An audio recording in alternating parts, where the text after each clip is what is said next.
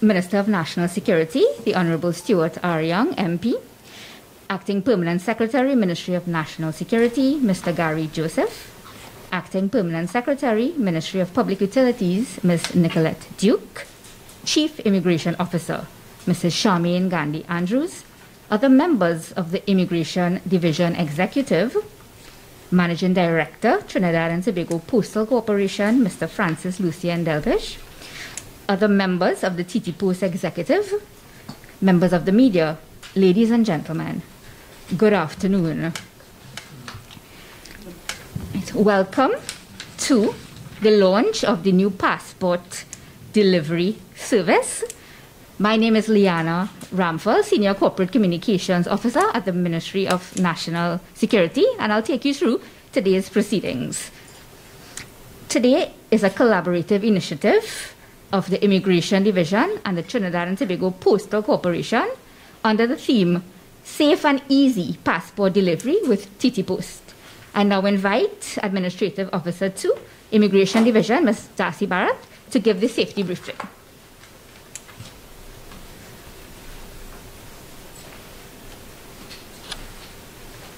Good afternoon, ladies and gentlemen, and I'd just like to say welcome to the Immigration Division Headquarters, Port of Spain. And we would just like you all to know that today we do not have any emergency evacuations planned. However, if we do hear the alarms going off, we would just like you to proceed to the South Core, straight down through this door. On your right hand side, straight down, you see some grey doors.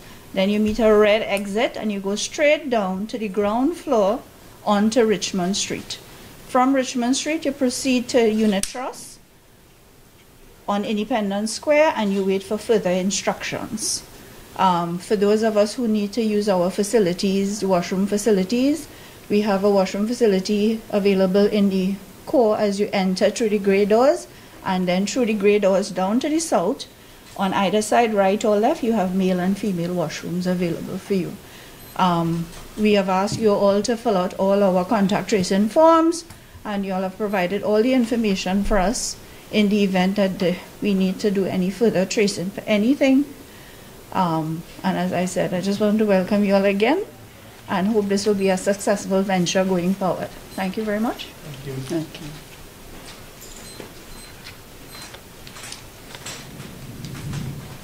Thank you, Ms. Barrett.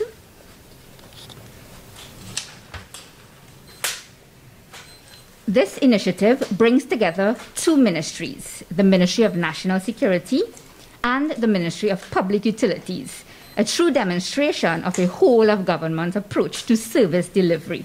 In this regard, it is my pleasure to invite Acting Permanent Secretary of the Ministry of Public Utilities to deliver remarks.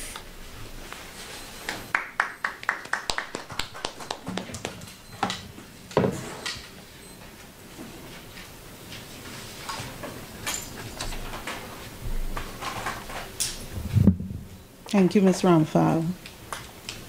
The Honourable Stuart R. Young, MP, Minister of National Security, Acting Permanent Secretary, Ministry of National Security, Mr. Gary Joseph, my colleague, Chief Immigration Officer, Mrs. Charmaine Gandhi Andrews, Mr. Lucien Delpech, Francis Lucien Delpech, Managing Director of TT Post, other members of the Immigration Division Executive, other members of the TT Post Executive, invited guests, members of the media, ladies and gentlemen, good afternoon. Let me first of all bring you greetings from the Honourable Marvin Gonzalez, who really wanted to be here this afternoon, but has been called away on other matters of state. It is indeed an honor to share a few words with you on behalf of the Ministry of Public Utilities on the official launch of this collaboration between the Trinidad and Tobago Postal Corporation, which falls under the aegis of our ministry and the Ministry of National Security. TT Post, like postal service companies the world over, has in the past few decades faced certain threats and opportunities that require its transformation if it is to remain valid and viable.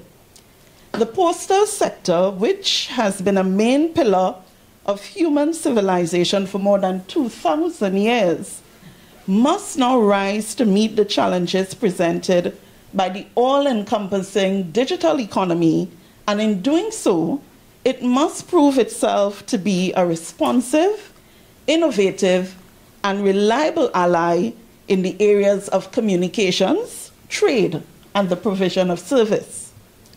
Collaborations like this one we are launching today are an important and critical part of that new paradigm. They allow other sectors and industries to benefit from the services provided by postal companies, while at the same time giving the postal sector a much-needed shot in the arm in terms of revenue. But more importantly, they positively impact the quality of life of the populations that they serve. This particular project, for example, will mitigate the strain and inconvenience incurred by passport applicants at our nation's immigration offices by eliminating the need to physically carry in applications and collect passports. As such, it will reduce the high traffic of applicants into these government offices while facilitating the quick and efficient delivery of passports to their holders. Passport applicants will now have the option of receiving door-to-door service via TT Post couriers. Besides the convenience that this provides the average citizen, it will reduce the burden on senior citizens and other applicants who, for whatever reason, might be limited in terms of their mobility. It will also decentralize the entire passport application process, since TT Post locations can be found all over the country and are widely accessible to customers. In addition to this, customers will be able to track their passports online upon TT Post's implementation of the track and trace service. The importance of a service of this nature, particularly in the face of a global pandemic and the resultant restrictions on movement and gatherings, cannot be overstated. Not only will this new service be more efficient and effective than its predecessor, but it can also literally save lives. Of course, TT Post is also expected to benefit. We estimate that the Postal Corporation will receive about $1.8 million annually in revenue and just over $649,000 in profit from this venture. Remember, I said we estimate. As the National Postal Service seeks to expand and deepen the ways in which it serves its customers, it continues to embrace other partnerships with various government ministries and agencies. These include, and you will know some of these already, the Ministry of Works and Transport's U-turn system, which will see the implementation of a red light camera system, a demerit point system, a reformed fixed penalty ticketing system, and the transformation of the licensing division. The Ministry of Social Development's provision of salary relief grants to eligible persons is another initiative. And in addition, the Ministry of Education's distribution of certificates and educational and examination material. The delivery of birth certificates from the Ministry of Legal Affairs, distribution of CDAP on behalf of the Ministry of Health, and the provision of checkbooks and Visa cards by commercial banks. The continued implementation of TT Post's S42 project is also collaborative in nature, requiring working partnerships with regional corporations and boroughs throughout the country. That project, which is in the final stages of completion, involves the national rollout of the postal code, which in essence is a zip code, a fundamental and essential element of any postal address. The zip code is a unique identifier that unambiguously identifies any addressee's location and assists in the transformation, sorting, and delivery of mail items. We are happy to report that over 90% of the country has been assigned a postal code, and we are grateful for the assistance and support of the various regional corporations in bringing such an expansive project to fruition. All of the aforementioned initiatives are aimed at enhancing the quality of life of the people of Trinidad and Tobago, while improving the various services offered by government ministries and their agencies. We at the Ministry of Public Utilities are not only pleased, but we are filled with a sense of pride to be part of these initiatives by way of TT Post. Now that the postal code has been implemented, it will enable the government to deliver a much more efficient service standard for the citizens and result in improved regional and international commerce. We as a ministry will continue to develop and implement ways in which we can better serve you, the citizenry, the beautiful people of our Twin Island Republic. And so I thank you for this opportunity, and may God bless us all.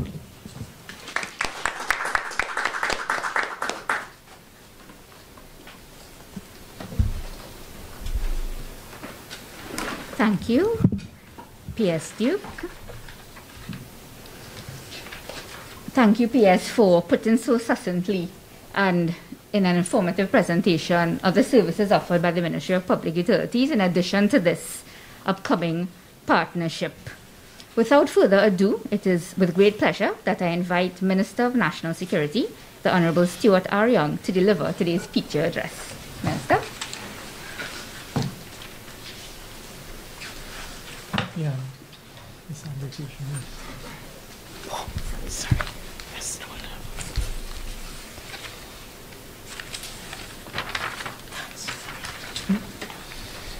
Afternoon,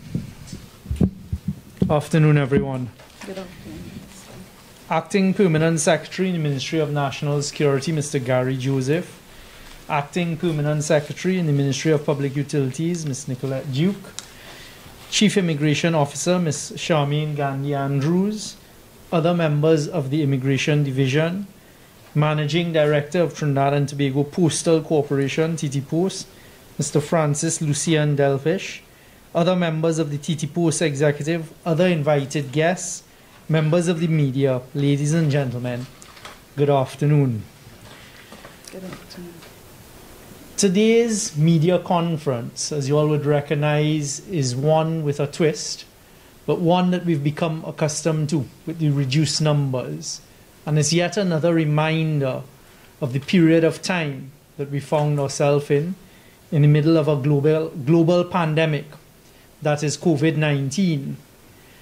This initiative today that we're launching, which is a laudable one, and one that is a positive step for immigration, was expedited by COVID.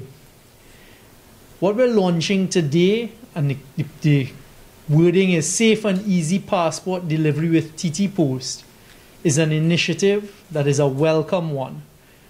This today is a partnership between the Ministry of National Security through the Immigration Division and TT Post. And what it is that we're now providing the opportunity and the ability for persons who've applied for their passports to go into TT Post, to buy packages where it's a courier service, and then provide that to immigration when you're applying for your passport. And TT Post and immigration will then deliver, immigration will deliver your passport via the TT Post courier service.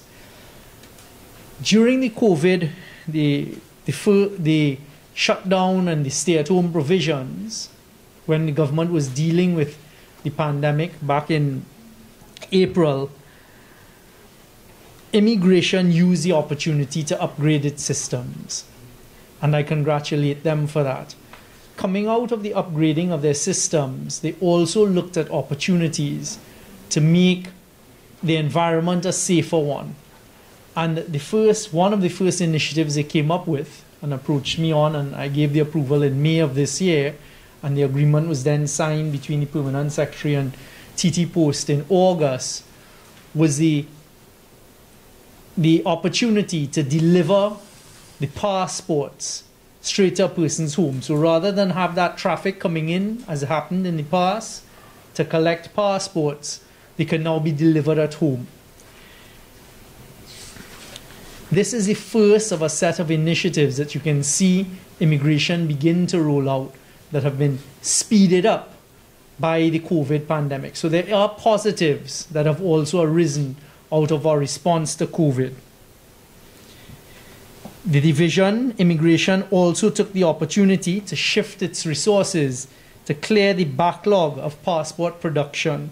So the entire backlog, I'm pleased to announce that the entire backlog has been cleared and systems have now been put in place to have passports ready for issuing between 5 to 10 days. I remember at the start of the pandemic, there was a lot of media attention as to backlogs, as the persons complaining about passport appointments. All of these items have been addressed. So the backlogs, they're currently 48,000 passports, 48,000 passports ready for delivery. And the production unit at Immigration is processing passport applications in a much faster period. The appointment process has also been vastly improved, with appointments being available within 1 to 2 weeks via the online appointment system. You all would recall there was a period in time where people were complaining about it taking between a month to 3 months. This is now down to 1 to 2 weeks. Immigration has also implemented a system in addition to the online that on certain days of the week, persons whose surnames begin with specific letters of the alphabet can visit the offices without an appointment to apply for a passport. And on average, between 600 to 800 applications for passports are received daily. 600 to 800 applications. The division searched for ways to improve their service, and that is where the discussions began with TT Post. One of the next initiatives we're moving towards is having a full online application and delivery process. So one of the next things Immigration is already looking at is that you can apply online in the future, pay for your passport online, so you no longer have to physically come in, and then, of course, TT Post will look to deliver the completed passports. And I look forward to that day. Another initiative that we're going to look at, that I'll be exploring with the Chief Immigration Officer and her staff, is as we begin looking at the eventual reopening of the borders. In fact, this morning I was having a conversation with Minister Sinanan, the Minister of Works and Transport, that we need to start planning for the eventual opening of the borders and how we do it. We're going to look at the computerization and the use of biometrics from an immigration perspective, and as we had announced in the last budget, the doing away of the physical immigration forms.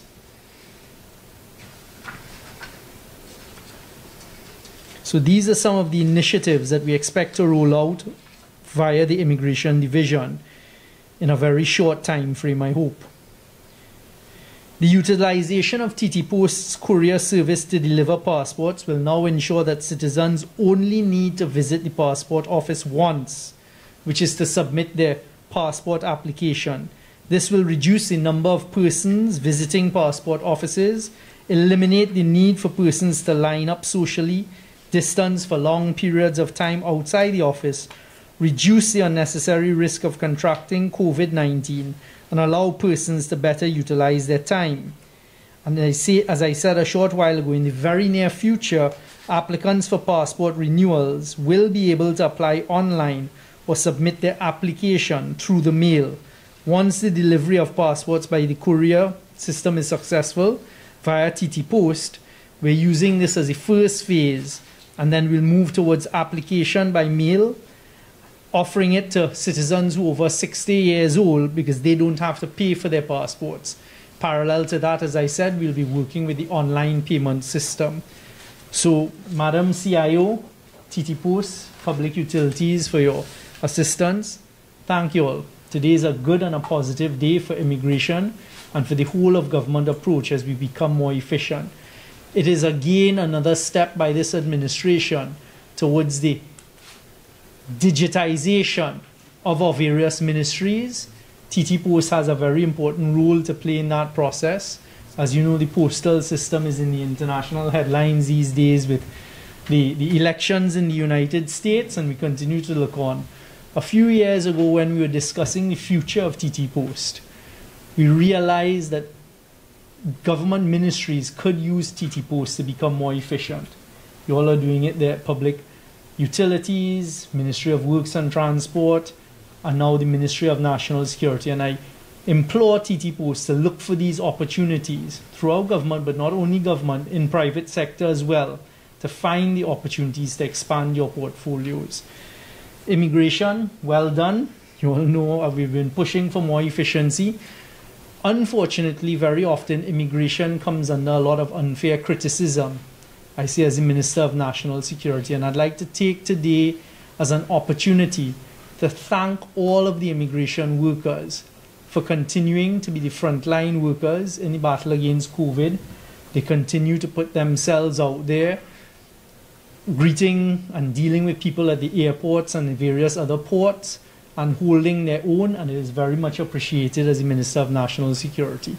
Also, we've been doing a lot of work on the dealing with the illegal migrants as well, and again, immigration are frontline in that, working along with some of our other agencies to try and provide more secure borders in Trinidad and Tobago. So today is about celebration of a step in the right direction. I continue to look forward where we would have that day that we can just apply online, click send, information goes in, make our payment, and TT Post brings the passport home. Thank you all very much. Thank you, members of the media, for being here today. And I think at this stage we'll take a few questions. Thank you.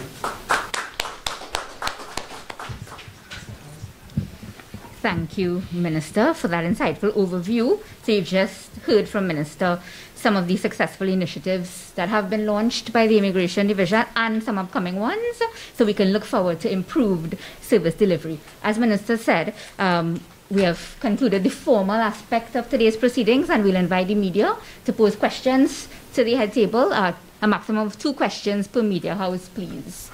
Members of the media. Okay, good day, everybody. I do apologize for missing the early part. But, oh, thank you very much. Yeah, good day. The latest I had heard was that immigration was only issuing renewals of passports and not the first-time applicants. That had been in the news for about the past 2.5 months or so, I think during this COVID thing. So could we get some clarification on that, please? And the second thing, Honourable Minister, is you said, I look forward to the day. And what we'd like to do is to see if we could kind of pin you down a little bit, to narrow you down as to what is a projection. Because, you know, foreign countries, it's standard. The standard procedure for like a UK passport is that you fill out the forms, post it away, and then it comes back. And I'm really a little concerned because you can have had, let's say your case or my case, we might have had 3 or 4 Trinidad passports in our life. And you know, you have to, you're going for the 4th renewal, and you have to go through the whole procedure, trying to reach here for 5 a.m. And I mean, I've gone through it, and when you really, at the sharp end, it is, I have no words to describe it. So, so this. You've gone on so long, I've forgotten the first. Okay, sorry. Okay, so the first thing, I do apologize. The first thing is that when will immigration be back to issuing first issue passports, not merely renewals? And second is, can you give a timeline for how soon you'd really like to get this online application, even if it's just for renewals? People already in the system getting their 4th passport. We know who the people are. You know. Okay, thank you. Thank you very much. The first. Yeah. Okay, I'll ask the CIO to provide the answer to the first question. Yes. Okay, so right now there's no distinction between a first-time application and a renewal because all of the passports are being processed. The thing with the first-time applicant is that they must come into the office for us to do the live capture of their image. And that is because thereafter we are able to use our facial recognition system in order to match the picture that you would send to us with the photograph, that live capture that we have in the database. So as it is right now, both first-time applicants can come in along with renewals, make an appointment, and then in terms of processing the passports, right now it's taking the same time. In fact, the renewal might be faster. Obviously, a first time takes a little bit longer because there are different checks that we have to go through. But right now, we are able to do that within the 5 to 10 day period. So, Sean, just to add to that, what was happening in the past, we're hoping is now in the past. Okay. So today we've come to announce another additional step towards a more efficient passport renewal and passport application process.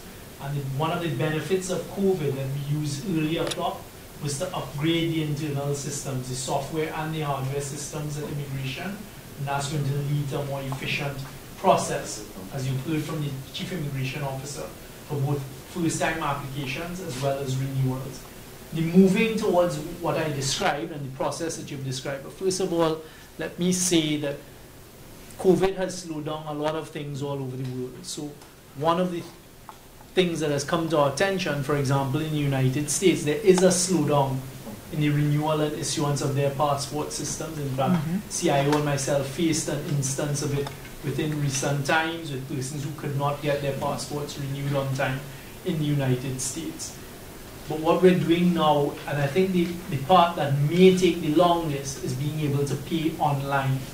Because right now that's one of the hurdles that the government is attempting, not only via immigration, but also via other application services in government, for us to be able to do online payments. And I think once we get past that, with the Ministry of Finance and Treasury and Control of Accounts, then we will be able to process these things a lot faster and have an online system. I am not going to sit here today and give you a date and then we miss the date through some unforeseen circumstance, etc. But I can assure you it's a priority for the government as we digitize more, and immigration has already begun the process of looking at it. And I hope that we will be able to have that announcement of the implementation of that system in the not too distant future. So I can't give you a Monday, a Tuesday, a Saturday, a month or a day at this stage, but we will get there. Right. But apart from the actual payment... Is your third question? Greatly indulgence. Apart from the actual payment... okay, thank you very much. Right.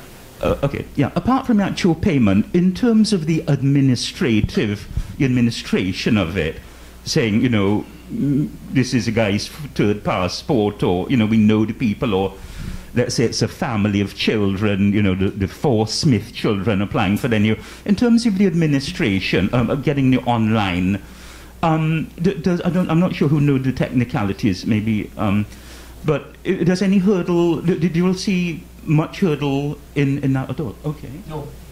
Right. Because the system is already there, so it's now just to integrate other parts of the system. As I say, the payment side, a full online side.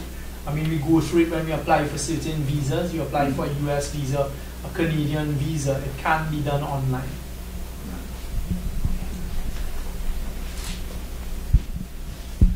Thanks. Good afternoon. Kim Odram from The Express.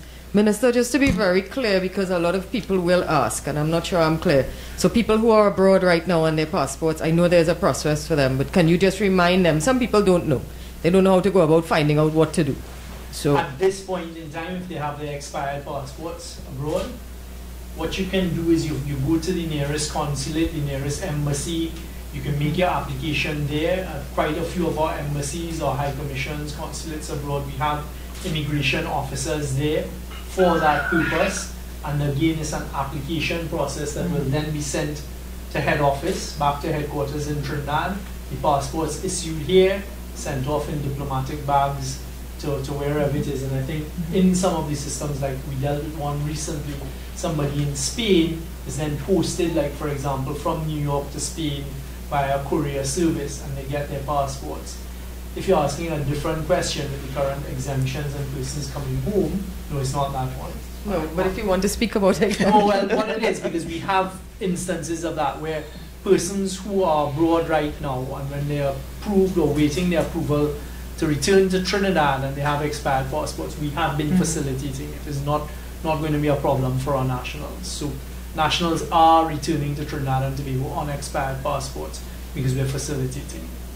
Okay, I know it's not the forum, but you did mention our migrants. So actually, just given that the year of their registration period is over, and I know there were some plans for after that, but Cabinet took a decision to extend the period to the end of December 2020, 31st of December 2020. Sorry, that's the registration period, Yes, or those who those who have been registered and they hold as up. you all know by now, was closed off back in 2019.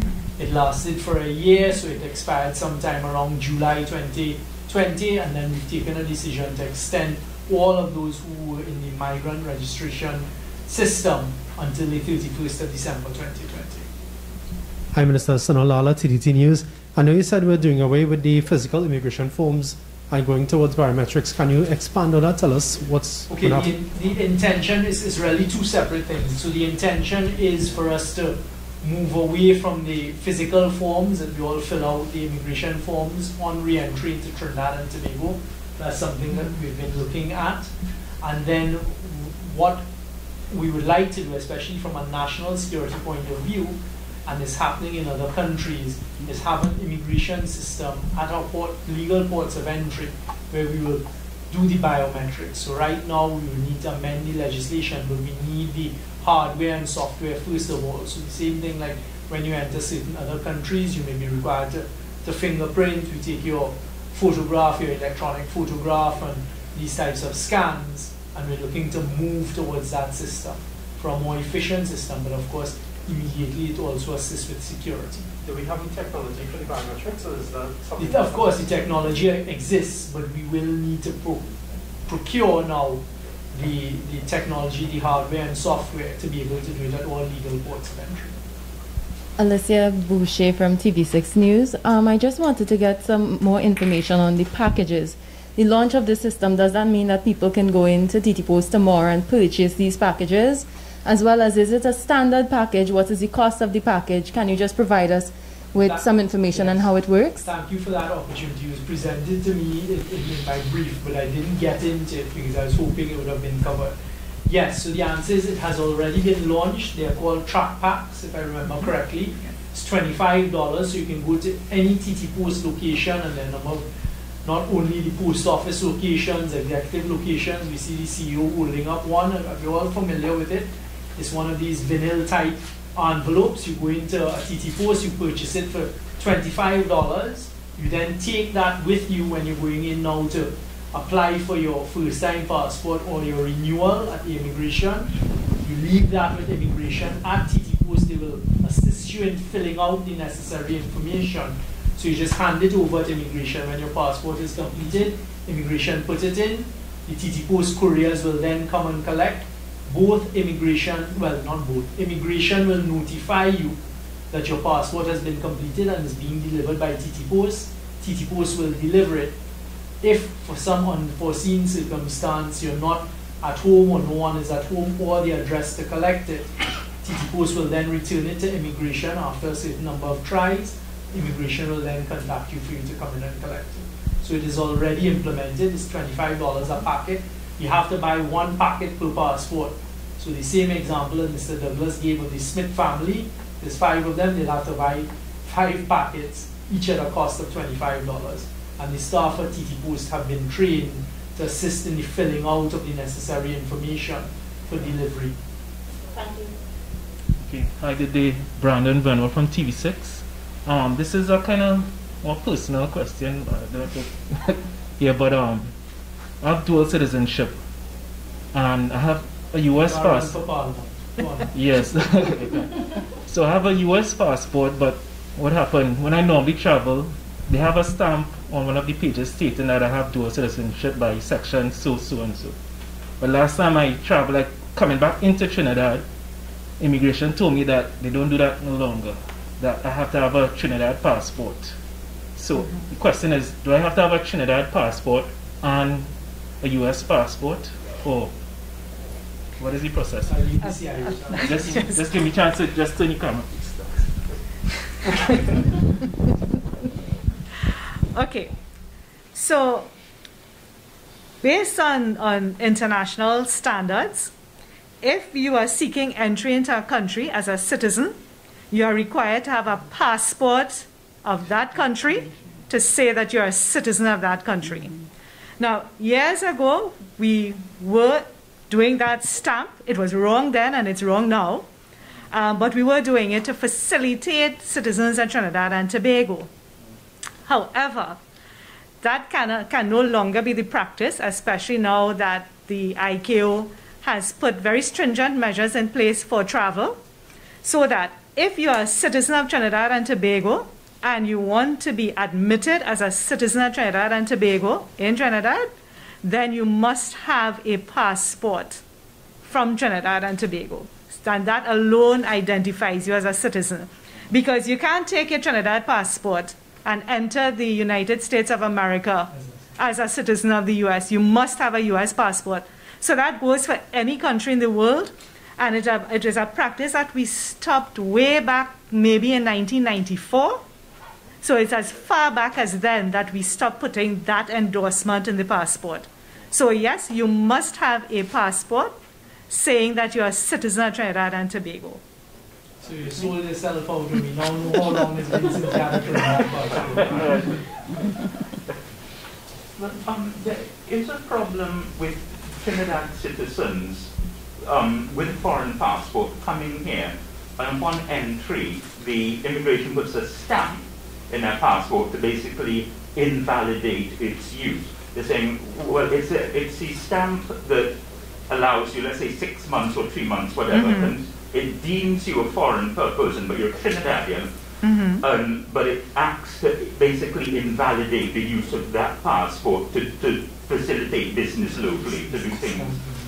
A stamp, yeah. No, it's absolutely true. And what happened is when you're getting the runaround to try and unravel all this, they tell you to come back here and get another stamp to override the first stamp. Okay. And then then what they do is tell you no, they're not doing that second stamp again. It is beyond confusion. And nobody told me about it third hand. I can. You have dual citizenship too? No, my son, actually. Absolute. It was from pillar to post to pillar to post, beyond the nightmare. Yeah. When you come in and you present, let's say,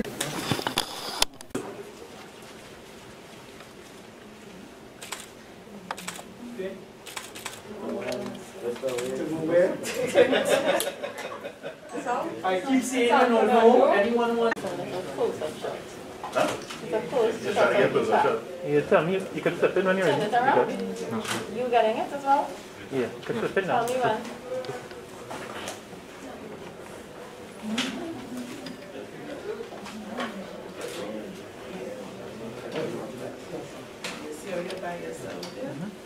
the stamp in your passport varied so that you would get an indefinite stay instead of 6 months or 3 months. And then they would tell you, one, and that you, well, now you have to apply for what is called a certificate of immigration status, which then says that if you were born outside, especially in the case of your son, he was born here, right? So then he's supposed to have a Trinidad and Tobago passport to enter as a citizen. What we realize in CIO is that Trinidad citizens don't want to use their passport. Exactly. Somebody else's passport. No. Yes, but that's the thing. So he would get an indefinite stay on that passport, on the US passport, but really, if you are entering Trinidad and Tobago, then you, as a citizen, then you must have a Trinidad and Tobago passport. And that's what we try to do. Okay, members of the media, any other questions? Michael Ramsing, GML. I have a question. They were asking, the number of non-nationals working in the country and their period of stay is about to expire or has expired. What are the systems in place for them? Well, non-nationals working in the country should only be working and can only be working legally if they have a work permit, or we've allowed a certain exception for those who are on the Venezuelan migrant registration system. As I said, with the Venezuelan migrant registration system, we've allowed an extension to the 31st of December, with those whose work permits may have expired during the period where offices were closed, etc., or the heart of the COVID pandemic and our response. What we've been doing at National Security is we've been renewing the work permits. I think the question is along the lines of non-nationals outside the Venezuelans who are working in Trinidad. And well, as I said, the only way they can be working in Trinidad legally is if they've been granted a work permit. To continue working, if your work permit has expired, you need a new work permit. So I'm not quite understanding the category that you're referring to. So if their work permits are expired, they're supposed you have to apply for new ones, and there's nothing, no backlog or anything in the system. There's nothing preventing us because we've continued to do the work permit applications and the grant of work permits. The next question I have is, will they be facing deportation? Well, if they're working illegally, yes, they should be deported. I mean, as I started off by saying, the only way to work here legally, if you're not a national of Trinidad and Tobago, is to have a work permit. So if you don't have a work permit, then you're working here illegally. That is a criminal offense, and that is in breach of the Immigration Act.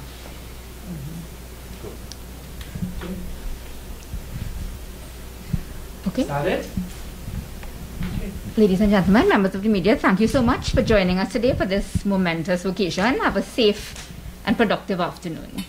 Thank you all. Thank you.